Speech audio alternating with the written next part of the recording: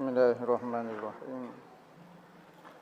Alhamdulillahi rabbil alamin wassalatu wassalamu ala asyrafil anbiya'i wal mursalin Sayyidina Muhammadin wa ala alihi wa sahbihi ajma'in. Qala rabbi shrah li sadri wa yassir li amri wa hlul 'uqdatam min lisani yafqahu qawli. Subhanaka la ilma lana illa ma 'allamtana innaka antal alimul hakim. Wa la hawla wa la quwwata illa billahil aliyyil azim. Nawaitu ta'lu wa ta'lim wa tazakkura wa tazkira wan naf'a wal intifa' wal ifadah wal istifadah wal hassa 'ala tamassuki bi kitabillah wa sunnati rasulih wa du'a ilal huda wad dalalata 'alal khair ibtigha'a wajhillah wa qurbihi wa sawabihi subhanahu wa ta'ala. Allahumma inni as'aluka ilman ladunni wa mashraba safihani ya wahabu ya ghani. Qala al-muallif rahimahullahu ta'ala wa nafa'ana bihi wa bi'ulumihi fid dharain amin. Rabbi yasir wa la tu'assir wa tammim bil khair wa la haula wa la quwwata illa billahil aliyyil azim. Ilahi anta maksudi wa ridhaka matlubi a'tini mahabbataka wa ma'rifatak. Amma ba'du, assalamu alaikum warahmatullahi wabarakatuh. Berkata Allamah Mufassir Muhaddis Rabbani Abdullah Sirajuddin Al-Husaini dalam kitab dia Sayyiduna Muhammad Rasulullah sallallahu alaihi wasallam, sehinggalah perkataan beliau Sayyiduna Muhammadun sallallahu alaihi wasallam huwa masalul akmal fi khalqi wal khuluqi. Tajuknya berbunyi Nabi sallallahu alaihi wasallam, penghulu kita adalah contoh yang paling sempurna di dalam kejadian batal tubuh dia dan begitu juga akhlak dia. Maka jarang kita nak bertemu dengan seorang yang boleh menggabungkan di antara dua benda. Zahir penampilan dia menarik dan batin dia juga hebat. Ada orang rupa tu comel tapi akhlak dia, dalam hati dia tidak sebersih muka dia. Ada orang muka supo nyepak lah, uduh, tetapi dalam hati dia bersih. Jarang kita nak bertemu orang zahir dan batin dia indah. Indah sempurna di sisi Allah. Bukan sengkoe, bukan fakta yang tidak benar, sahih, jelas. Allah Ta'ala sendiri memuji Nabi. Masa ke pujian Nabi itu, puji Allah Ta'ala kepada Nabi itu tidak tepat. Hok ramanya, muka uduh, hati pun uduh. Muka uduh dah, hati pula uduh. Oh tu tak ada. Habis teh. Orang tua panggil rapat nganda. Rapat di nganda kata. Maka Nabi Muhammad ni kerana dia ini adalah kekasih Allah. Orang yang disayangi oleh Allah Ta'ala. Orang yang dipuji oleh Allah Ta'ala. Muhammad. Dialah yang dipuji dan dialah yang memuji. Dialah yang disayangi dan dialah yang menyayangi. Kita ni mengaku saya Tuhan, tetapi belum tentu Tuhan sayang kita. Takut Tuhan tak suka, tahu tengok muka kita ni. Maka Nabi Muhammad ni disayangi dan dia yang menyayangi. Sungguh bertuah Nabi SAW dapat gelar Habibullah. Habib ini makna dia dua makna. Sama ada Habib itu isim fa'il ataupun isim maf'ul. Habib yang menyayangi ataupun yang disayangi. Dua-dua Nabi Muhammad dapat magam itu. Kita kadang-kadang mendakwa, dahlah tak disayang Tuhan. Kita pun tak sayang juga Tuhan. Bahkan buat Tuhan itu sebagai musuh. Maka apabila kita bercerita, kita berkecek mengenai satu manusia yang Allah Ta'ala wi kehebatan lagu ni, maka royaklah cerita pun berapa. Bila-bila masa, tentu sekali cerita Rasulullah lah paling hebatnya. Paling sempurna dan paling menarik di hati kita untuk kita dengar. Mendengar cerita yang tidak baik berdosa. Mendengar, melihat, suka kepada benda-benda yang Allah Ta'ala tak suka berdosa. Manakala mendengar, melihat ataupun suka kepada benda-benda yang Allah Ta'ala suka, tentu sekali boleh pahala. Suka kepada manusia, belum tentu dapat pahala. Tetapi suka kepada Nabi Muhammad, bukan sahaja dapat pahala, bahkan iman semakin kuat. Bahkan Nabi Muhammad kata, tidak sempurna pun imanmu. Sekalipun ibadat kamu banyak, tetapi belum sempurna. Bilakah kesempurnaan iman itu? Sehinggalah aku, Nabi Muhammad kata aku, menjadi orang yang paling kamu kasih sekali. Maka saya ini kalau kita letak kena pada tempat dia jadi ibadat. Ada saya kita letak pada bukan tempat dia, maka tak jadi ibadat. Bahkan saya lagu tu dimaruh Tuhan.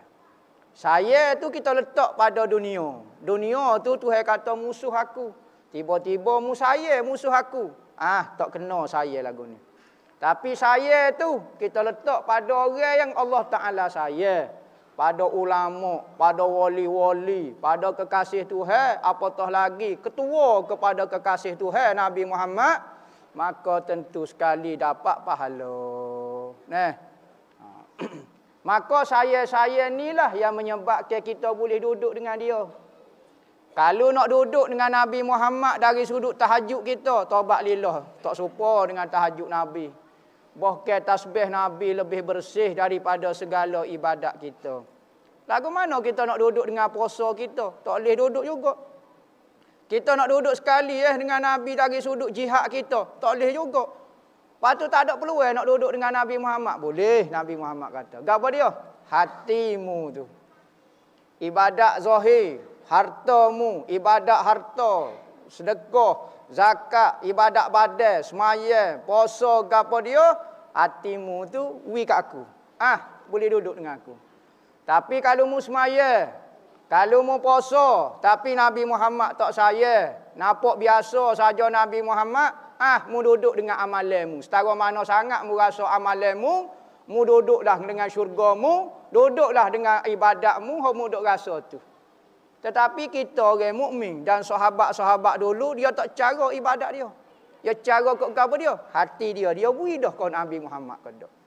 Begitu juga lah ni, hari ni kita tanya, hati kita beri kodok kok Nabi Muhammad. Kalau kita beri kepada Nabi Muhammad, tak sedap bimbang. Kerana kalau nak duduk dengan ibadat tentu sekali tak boleh. Maka Allah Ta'ala buat satu makhluk bernama Muhammad ni jadi contoh, jadi idola kepada kita. Sekalipun kita tak boleh nak ikut 100%, tetapi biar ada sudut kasih kepada dia.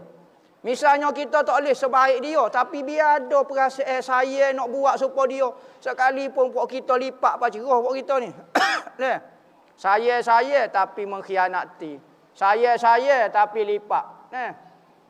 Tetapi kita berharap sebagaimana sahabat-sahabat dulu meletak ke sejuta harapan dengan saya dia kepada Nabi Muhammad, letak boleh duduk dengan Nabi Muhammad.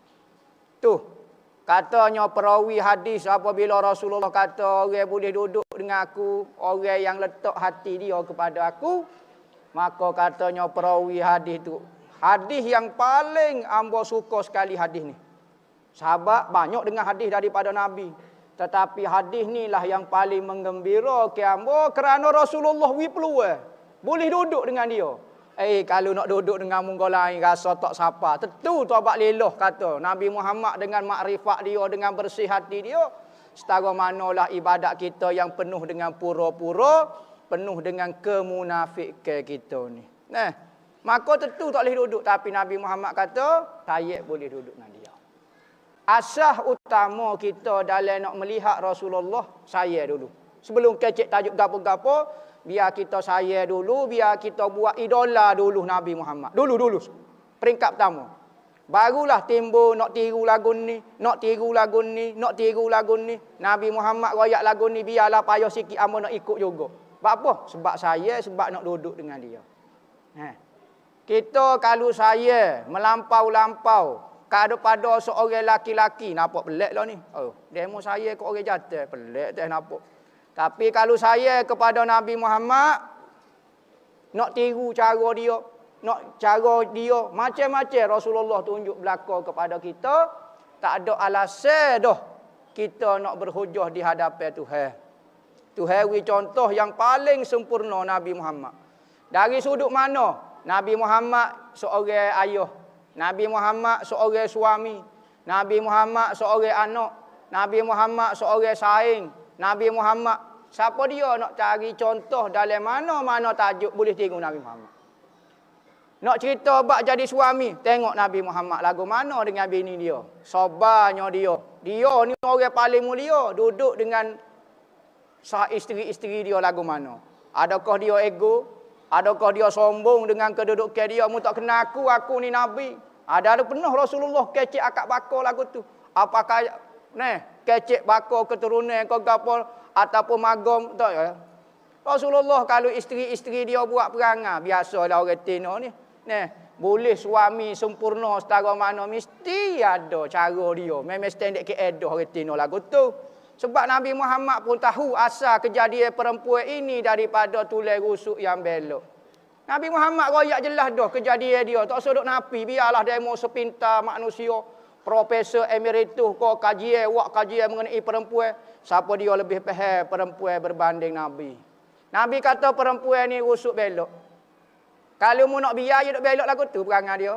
Tapi kalau mu betul, mu kena betul slow-slow. Mu betul derah-derah, nyetok patuhlah hati dia. Mu jangan tuwe patah. Maka urut slow-slow biar dia jadi betul. Nak derah-derah tak boleh perangai dia sensitif ke? Kita tak apa kuat-kuat orang jatuh. Napa ping, tak apa. Dia kalau napa ping ke. I hate you lalulah kena. Jawapan dia. Jadi tu Nabi Muhammad sebagai seorang suami. Bacalah tajuk Nabi Muhammad sebagai seorang suami. Rasa kita akak tangan. Jauh perangai kita dengan perangai Nabi sebagai seorang suami. Nabi Muhammad sebagai ayah kepada anak tino. Nabi Muhammad ayah kepada anak jatuh. Lagu mana? Ada contoh belakang. Nabi Muhammad sebagai anak. Nabi Muhammad sebagai saing. Allah contoh sangat indah dan sangat menarik. Maka contoh Nabi Allah Ta'ala buat dah. Wak mari siap orang nah. Nabi Muhammad. Bukan kata sebut dalam kitab saja. Contoh-contoh ayat gini-gini. Tak. Amba wak mari seorang. Dia mau tiru dia. 100%. Maka semakin banyak kita ikut Nabi Muhammad. Semakin rapat kedudukan kita dengan Nabi Muhammad. Semakin banyak kita ikut dari mana-mana sudut. Dari sudut ibadat, daripada kebersihan hati, dari sudut makrifat kau gapo, semakin banyak semakin rapat. Semakin banyak semakin rapat, semakin banyak semakin rapat. Maka setiap zaman, setiap masa adalah orang yang paling banyak mengikut Nabi. Iaitu wali kutub kita panggil. Istilah lah. Dia mau nak panggil burger pun ikut lah. Tetapi istilah orang ni. Munggo ahli tasawuf ni dia ada istilah dia supaya orang hadis lah, ada muhaddis, ada hakim, ada gapo tu ikut dia lah istilah ni. Maka orang yang paling rapat sekali dengan Rasulullah pada satu-satu zaman iaitu orang yang paling ikut Rasulullah sallallahu alaihi wasallam. Katanya Al-Imamul Haddad, aku ikut Rasulullah qadaman ala qadamin. Selakoh. Rasulullah jerit, aku jerit tepat-tepat. Rasulullah hakak saja aku jerit pondok perut. Qadam tengok ikut dia halus. Sahabat dulu. Orang ulama-ulama dulu ikut sahabat Rasulullah. Bijiddin auza'i, dengan sesungguh-sungguhnya. Kita semakin sungguh kita dengan Nabi Muhammad, semakin rapatlah kita kepada Nabi Muhammad dan kepada kekasih Nabi Muhammad, yakni Allah Ta'ala. Kerana pintu nak menuju Allah adalah pintu Muhammad. Pintu yang paling sempurna, pintu tengah untuk menuju Allah adalah Nabi Muhammad. Dan pintu-pintu lain tidak dibuka untuk menuju Allah. Kalau kita pergi dengan pintu lain untuk menuju Allah, sampai dalam keadaan tidak diredai. Aku suruh masuk melalui pintu ni nak jumpa aku. Ya pergi mukah kok nyelo. Jumpa tapi penuhlah nyelo aku. Contohnya.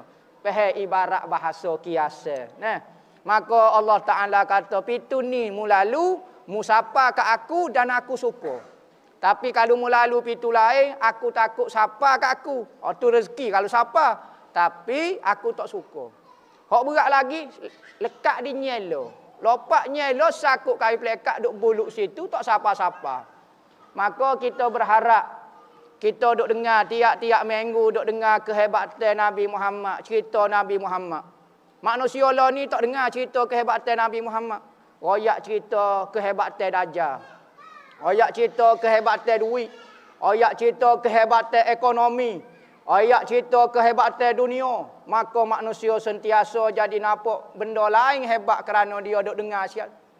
Maka buai ke dalam hati kita, nah, kehebatan selain daripada Allah Ta'ala. Jadi, kehebatan Nabi Muhammad kena dengar semacam. Barulah kita rasa hebat Nabi Muhammad, baru ada perasaan nak ikut Nabi Muhammad. Nah, kita biasa tanya ujian-ujian, tanya letih-letih, jadi tak berapa nak semangat. Biasanya naik turun, naik turun, naik turun. Tetapi ingatlah dalam hati kita, Allah dengan Muhammad. La ilaha illallah, Muhammad selalu Rasul Allah. Dua tu saja hok duduk dalam hati hamba, hok lain kok biga-biga sudah, kadang-kadang tak masuk langsung pun. Jadi mudah-mudahan tak baca tajuk baru deh. Cerita dia tak baca lagi lah. Wallahu a'lam.